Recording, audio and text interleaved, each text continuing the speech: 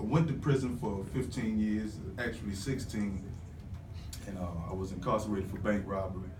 And I came out, but during the time that I spent in there, one of the things my mother told me, she said, Aaron, you know, that's a time that you need to do some serious self-evaluation. Right. And I really took the time to do that. I really took the time to sit down and analyze and really go over who I was, who Aaron was, not V.A. Ron, but Aaron, you know. And I did that. You know, my father can attest to that. There's plenty of times I called him, I said, you know, I'm stressing because I'm trying to see this test that I know that the universe is giving me to pass. You know, in order to move on, it's not gonna, unless I pass it, I can't move on to the next stage, you know. So I was doing a lot of that, but I met a lot of good people in there as well. You know, I know a lot of times people had that stigma about dudes being in prison, but you would be surprised at the geniuses that are in there. I mean, the artists that are in there. I mean, doing this music thing, I have met a lot of brothers, and I don't know if some of those brothers out here, but shout out to Saddam and brothers like Kilo and all of them that I have met, Prime. They really played a big part in who I was, and seeing them and being in sessions with these dudes. I'm talking about a lot of the artists that's out here couldn't even handle some of the, I even had to go back, and I used to battle dudes all the time. I went in, I said, I got in a session, I said, Lord have mercy, get my bars up, you know. So it was crazy, so it added on to me a lot, but I also picked up a few trades while I was in there. So it's things to do, you know. It's not all negative when you're in there. It's what you make of the situation. All right. Now let me ask you, what inspired you to move beyond your past and leave that in the past to live in the future? You just want better. You just want better. I feel like that my family has always, or should have always, had a place in the hierarchy. And, you know, sometimes, you know, you just gotta have that push. You know, everybody doesn't have that push. I have these visions as well. You know, I want my own. I would like to have my own land. You know, I'm really not big on all this other stuff. I love investing and stuff like that. So I'm thinking bigger. I've always been ahead of people, you know, and my brother would tell you, man, my little brother, I don't know where he's from. You know, he's like an alien, really. He's like, man, bro, he said, I really love you and what you do, because, I mean, I've always been ahead, you know. So it's about just wanting more for yourself, you know, wanting more for the others around you. Sometimes you got to sacrifice yourself, you know, just so others can be well, you know. Now, so, Dad, let me ask you, I know that probably was very tough with you laying down all of the right paths for Aaron to take and to experience him going astray and living that with him, because I can relate. My brother right now is locked up for a mistake that he made in his life, and as a parent you can give them all the right tools and they still can go astray. Can you share with us how it feels to have taken that walk with him and now see him back on track, and even sit here today and leverage tips that you gave him as a 10-year-old? You laid something on me, but I can handle it. Okay. Now, the way I'm feeling now, and what I've seen, and as I saw him go off course, I didn't give up on it. That's right. You can't give up. Know, so that's key, listeners. I want you guys to listen to that. Don't give up on those that have went astray, because they need you to get back on track. That's right. Okay? Being a father, you have to be in place. That's right. Now, I'm not gonna say I was always perfect. I always didn't do the right thing, but when you get married, it comes with no book how to do these children, how to raise them. That's right. So you're moving on what you've been shown. But if you want something better for your children, you'll do better. That's right. When I saw Aaron start going off astray, I said, Lord, why? Why? Yeah, why me, man? And I said, I can't give up on it. That's right. You know, I was going through a divorce with Aaron's mother, and the things that were coming to my mind was just leave the area. You know, everything's not going well. So I said, I can't leave. That's right. If he needs me, I want to be here. That's right. So that it won't take long to get there. That's right. And I think every child has a gift. Mm-hmm. Early on, I used to watch Aaron and watch how he maneuvers and do that. I said, there's something about that little fella. And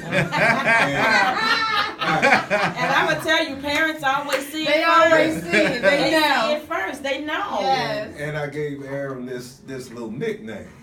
Okay, what is And it? I want to know. it's my personal. Now, don't use it too much. Okay, I wanna use It's mine. It All belongs right. to me. I call him Jitterbug. Okay. Yeah. I love it. I love it. And I just didn't give up on Aaron. And when he was incarcerated, I said, I'm gonna have to go see him. Mm-hmm. And I prayed. I said, That's the key. I said, God, even though he's incarcerated, Mm-hmm. use him That's right. to influence others that's right. around him. Mm-hmm. God did everything I asked. Oh, wow. Won't we And do it? Aaron's gift was just laying dormant. Mm-hmm. Wow. And the enemy, I know he meant for it to be a disaster. But he got to give Aaron everything he took. He got to give me everything. Yes. And right now, I'm elated. Yes. I'm proud. Yes. I never stop loving him. That's I right. love his brothers, his sisters. I'm just a loving kind of guy. Mm-hmm. And Aaron's a I'm sharp proud of guy. He's a sharp guy. And I want to say to you, Aaron, I want you to stay the course. I see where you're going. I see where you want to go. I see your vision. Continue to speak your vision into existence because yes. the past is gone. Exactly. Yeah. This is the present. And that's the great thing about being able to move past trying obstacles in your life because they become testimonies as today. You may be an inspiration to somebody that's listening that may have just gotten out of that situation or circumstance and they're confused and they may not know what direction that they want to take, but just looking and hearing and seeing where you are today may inspire them to move past and move forward to Yes. something better in the future. Absolutely. Tamika. And I love what you said about it's what you make it. And that's every situation. So, somebody's 16-year sentence could be just as horrible as somebody's right now living in the projects going through it situation. Exactly. So what you said is so key. It's what you make of it. And to be able to turn any situation around, not just one situation, but all situations around. God said he can do whatever it is that we want. That's right. And so when we seek him, and just to know that you were in that situation being an influence on other people, God used you for such a time as that. So, that's powerful in itself. I'm just elated to have met you. So, Aaron, I want you to tell everybody about your project and how they can support your project, where they can download and listen to your music, because I'm certain that there's a message in the music. Of course. Well, first of all, let me give a shout out to T-Rific, Blacklight Studios, because me and him have really been combining and putting that work in with this music, and I love dealing with him, and he knows it. I mean, every time he come in there, we just acting a fool in there. So, Skoda Scat Films as well too. He put together and directed the video that I shot, like I was telling y'all, V.A. Ron, Pieces of My Life. But the music hopefully will be released. We're gonna shoot another video at the end of next month, so be looking for that one. We're gonna come up. That single is gonna be released. It's called "Mash the Gas." So I want everybody to tune in, but you can go on YouTube to see the video as for now. So we're gonna stick to that too. So it's the Pieces of My Life. Yeah, it's called "The Pieces of My Life." It's a very true song. It's more of an apology, for Wow. as a child, you really don't understand the value of your parents sometimes, Right. and the things that they do. You run around. I couldn't believe it. The other day I was in Mount Trashmore. I actually seen a young child slap his mother, Oh my God. and I was so irate about it. I was so irate about it. I looked at her and I said, "Please, do you want me to handle this?" Yeah. For real. I mean, like it's just going too far. You really don't understand the value of that.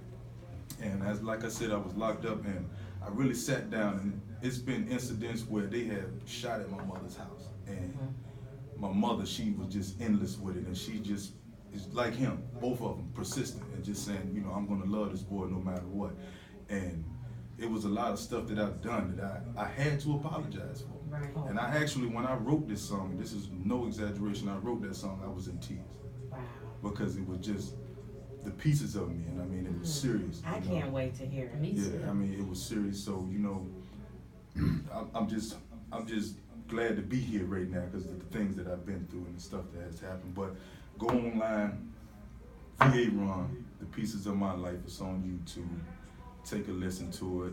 You know, I encourage everybody to listen to it because it's a powerful message in it. You know? All right. You know, it's something that that you're even talking about that, because I think oftentimes we don't appreciate our parents as much as we should. That's right. You know, yesterday my mother went on her 20th high school reunion, and it was a big deal for her. You know, my mom Exactly. had me when she was not even a senior in high school. Mm-hmm. And so to complete high school and struggle as a teen parent, you know, and now to be able to go to your 20th high school reunion, Yes. having retired from the city of Philadelphia, having made it, you know, yesterday I sent her, I called her and I said, I'm gonna put some money in your bank account, so you know, get your nails and hair That's and all right. that good stuff done. And she was like, that was so nice. And I'm thinking, you gave me life. That's right. You chose to keep me because you didn't have to, That's right. you know?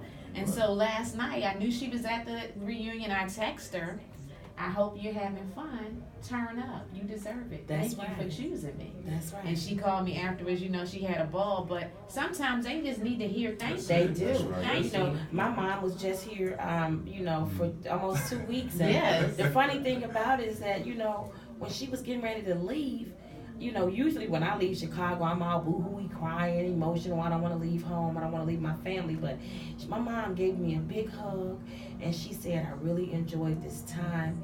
And she said something that really touched my heart. She said, I appreciate your hospitality. Wow. Wow. I said, Mom, Wow. girl, it almost brought me to tears. I know. You know, but I was a product of my environment. Yeah. And what I can only do for my mother is bless her for everything Yes. that she did Yes. for me. Mhm. So I joked with her. I said, Mom, I'm going to bring you here to Virginia. Don't worry about it. I got the ticket. You're not going to spend a penny while you're here.